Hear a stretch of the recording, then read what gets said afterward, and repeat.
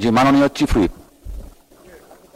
মাননীয় স্পিকার, গত 9/4/26 তারিখে বাংলাদেশের বগুড়া এবং শেরপুরে দুটি উপনির্বাচন হয়েছে।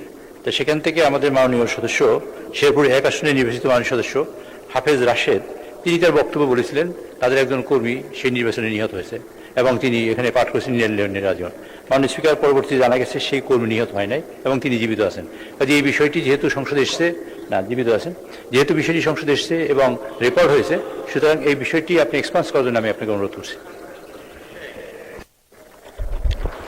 ধন্যবাদ মাননীয় সদস্য। রাশেদ সাহেব আছেন এখানে? সো মাননীয় চিফ হুইপ যে স্টেটমেন্ট দিয়েছেন, is that true or untrue?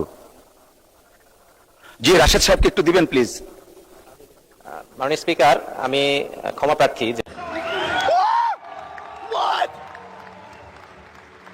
তথ্যটা যেটা এসছে এটা আমার কাছে আসলে প্রশ্নটা এরকম ছিল, সরি, ये फंस गया सीएम, इसे पार्टी की मीटिंग समझ के फंस गया।